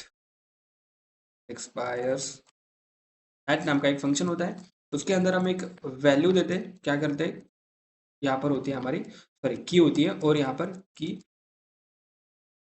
और यहाँ पर होती है हमारी टाइम। तो हमें उसको कब एक्सपायर करना है वो हमारे पास, मतलब हमारे ऊपर डिपेंड है। ठीक है, तो इस तरह से हम इसे, ये तीन फंक्शन उसके अंदर अवेलेबल होते हैं रेडियस के अंदर। ठीक है, बहुत ही इंपॉर्टेंट है, इसलिए मैं आपको बता रहा हूँ। तो ये डॉक्यूमेंटेशन पर भी आपको मिल जाएंगे। अगर आप इसके गूगल, मतलब यहाँ पर आप जाओगे, जब आप यहाँ पर जाओगे इसको विजिट करोगे एनपीएम रेडियस को, तो आपको यहाँ पर गेट सेट, ठीक है, गेट ऐसा ऐड, मतलब बहुत सारे फंक्शंस आपको यहाँ पर मिल जाएंगे गेट की से। ठीक है, और जो हमारा कहा गया, जो हम सेट करते हैं, देखो ये सेट की और ये वैल्यू, और ये गेट अनदर की, और ये एग्जीक्यूट की। ठीक है, मतलब आप जितनी हमें ज़रूरत है उतना ही फंक्शन आप यूज़ करेंगे। ऐसे ही इसके ऊपर मैं डेडिकेटेड लेक्चर भी बनाऊंगा, रेडिस एक्चुअली यूज़ क्यों करते हैं हम, रेडिस का एक्चुअली मेन आर्किटेक्चर क्या है, वो तो हमने देखा ही है। ठीक है, अभी लेकिन इसको डिटेल में जानेंगे। अभी इसकी ज़रूरत जितनी है उसका हमें उतना ही यूज़ करना है। वेब डेवलपमेंट में ऐसा होता है। ठीक है, जब हम बैक एंड फ्रंट एंड करते हैं, तब जितनी जिसकी यूज़ है ना उतना ही उसको यूज़ करना है। हाँ, अगर आपको उसको डिटेल में पढ़ना है, ये आपकी मतलब रिस्पॉन्सिबिलिटी है कि आप पढ़ सकते हो उसको, मतलब जिस चीज़ का उतना ही है उतना ही उसका महत्व रखना चाहिए। अब यहाँ पर हम आते हैं। अब हमें यहाँ पर इस टोकन को ब्लॉक लिस्ट करना पड़ेगा, इसके अंदर रखना पड़ेगा, ब्लॉक करना पड़ेगा। ठीक है, किसी भी लोगों को हम ब्लॉक करने के लिए इंस्टाग्राम पर जाते हैं ना, तो वैसे हमें टोकन को क्या करना है, ब्लॉक करना है। अब ब्लॉक कैसे करेंगे, मतलब इस टोकन को मैं सेट कर दूंगा, किसके अंदर सेट कर दूंगा, किसके अंदर सेट कर दूंगा, मैं रेडियस के अंदर सेट कर दूंगा। अब ये हमारा ये एक असिंक ऑपरेशन है, तो इसलिए हम अवेट का यूज करेंगे, अवेट, और हमें सेट करना है, वैल्यू को सेट करना है। तो हमारा जो क्लाइंट है, क्लाइंट डॉट हम यहाँ पर सेट करेंगे, और हमारा जो की है उसका नाम क्या रखेंगे, टोकन प्लस, इस टोकन को मुझे क्या करना है, ये करना है। अब ये टोकन मेरा यहाँ से मुझे क्या करना है, निकालना है कॉस्ट, और ये जो मेरा टोकन है वो किसके अंदर से निकलेगा मेरा, किसके अंदर से निकलेगा, रिक्वेस्ट डॉट कुकीज के अंदर से। ठीक है, अब ये जो टोकन है वो मैं इसके अंदर डाल दूंगा। ये हो गई मेरी पहली वैल्यू, होगी मेरी पहली वैल्यू। अब इसकी वैल्यू, सॉरी पहली की हो गई, और उसकी वैल्यू में क्या कर दूंगा, लॉक्ड टोकन। ठीक है, सिंपल से आपको यही करना है, इसकी जरूरत भी आप करोगे ही नहीं, लेकिन हमें यहाँ पर की वैल्यू पेयर से हम रेडियस के अंदर से डेटा निकालते हैं। तो ये करने के बाद रेडियस के अंदर हम यहाँ पर इस टोकन को सेट कर देंगे, सिंपल सा है ना, सिंपल सा। और इसको हमें एक्सपायर कब करना है, इसको मुझे एक्सपायर कब करना है, तो ये आपके ऊपर भी डिपेंड है। अब जब हम इस वेरीफाई यूजर को कर रहे थे, तब हम यहाँ पर एक काम कर सकते हैं, क्या काम कर सकते हैं हम यहाँ पर, जो हमारा रिक्वेस्ट डॉट, जो हमारा डेटा होगा ना उसके अंदर हम पेलोड डाल देंगे, क्या कर देंगे हम, पेलोड डाल देंगे। अब इस पेलोड डालने के बाद ये जो रिक्वेस्ट डॉट डेटा है उसको हम यहाँ पर एक्सेस कर सकते हैं, किसके कहाँ पर एक्सेस कर सकते हैं, हम यहाँ पर इसको यहाँ पर एक्सेस कर सकते हैं सर्वर डॉट जीएस में। ठीक है, यहाँ पर एक्सेस कर सकते हैं। अब पेलोड, ठीक है, अब पेलोड के पास आपके पास क्या क्या होता है, ठीक है, पेलोड के पास आपके क्या क्या होता है। अब जब हम यहाँ पर जाकर देखें, ठीक है, अब हम यहाँ पर जाकर देखें,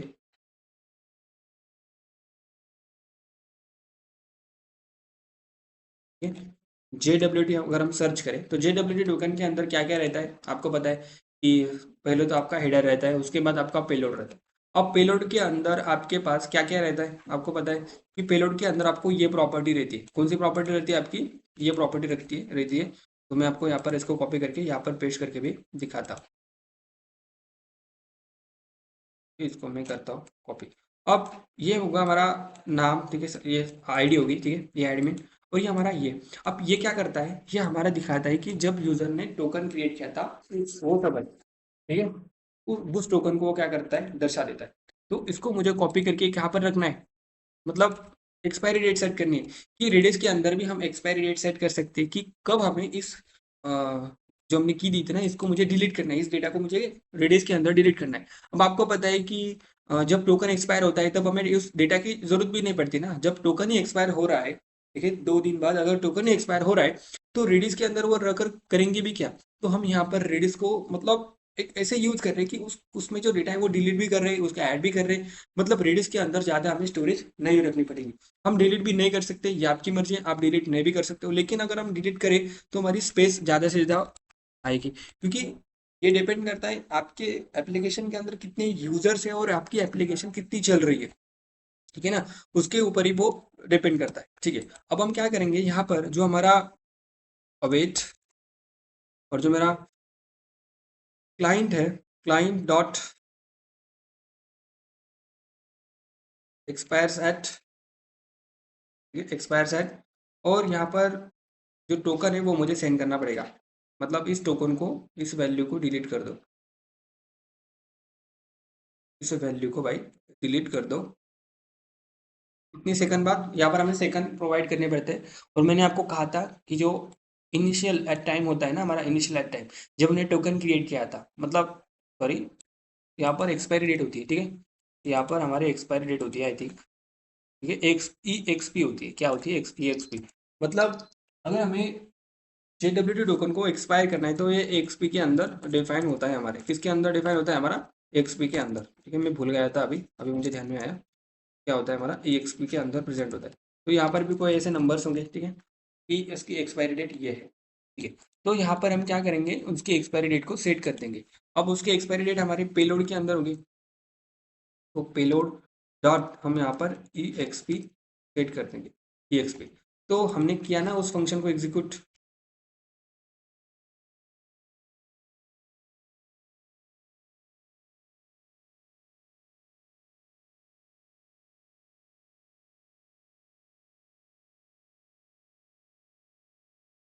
आई थिंक यहाँ पर ये जो फंक्शन है वो दूसरा फंक्शन है।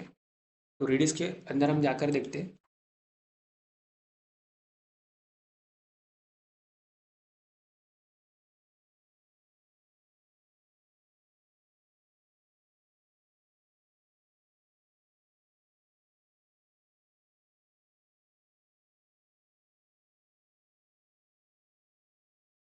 ठीक है, यहाँ पर हम जाते हैं।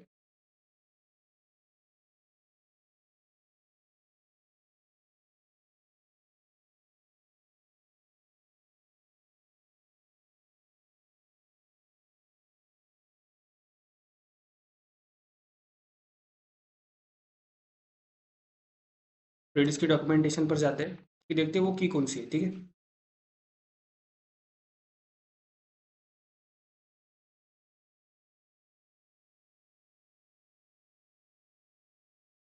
ठीक है, वो क्या होती है हमारी? एक्सपायर। कौन सी की होती है? वो हमारी एक्सपायर की होती है, ठीक है। मैं भूल गया था, एक्सपायर। उसकी स्पेलिंग क्या है भाई? स्पेलिंग भी तुम ही बताओ, मैंने कोई इंग्लिश में मास्टरी नहीं की है, ठीक है। ओके भाई, तभी मैं बताओ कि यहाँ पर ये करने के बाद ये क्यों नहीं आ रहा है, ठीक है।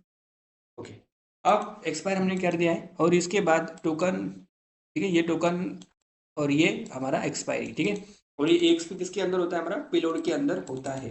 अगर आपको मेरी बात पे यकीन नहीं है तो कंसोल डॉट लॉग करके आप खुद भी पेलोड चेक करिए, ठीक है।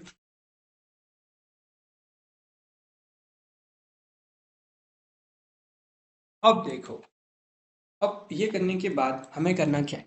अब हम ये तो हमने यहाँ पर सेट कर लिया है, ये तो हमने यहाँ पर सेट कर लिया है, ठीक है। मतलब क्या कि ये हमने यहाँ पर सेट कर लिया है यहाँ पर। अब बात ये आती है हमारी कि अब सर्विसेज अगर यूज़ करना चाहता है तो हम पहले वेरीफाई यूज़र करते हैं। अब वेरीफाई यूज़र करने के बाद हम ये करने के बाद पहले ये चेक करेंगे, पहले ये चेक करेंगे। ये चेक करने के बाद हम क्या करेंगे,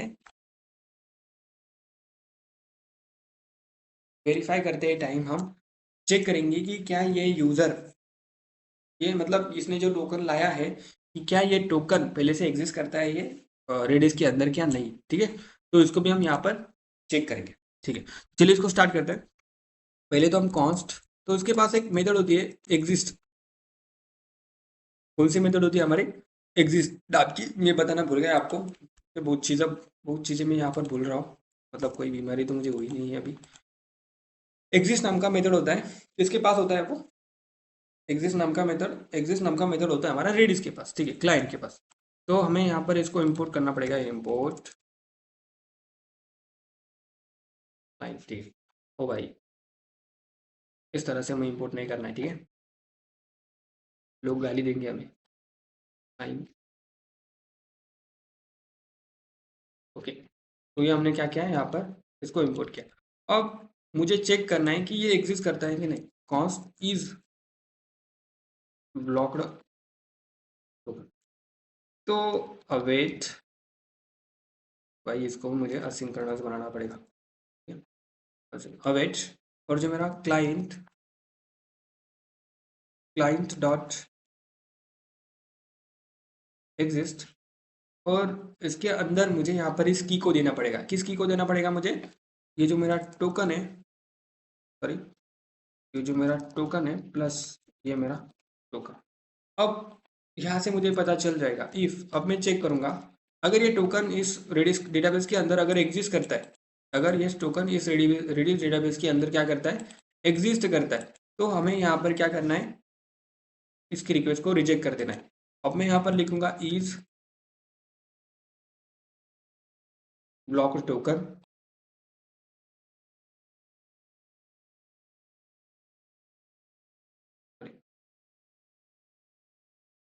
इज ब्लॉक टोकन।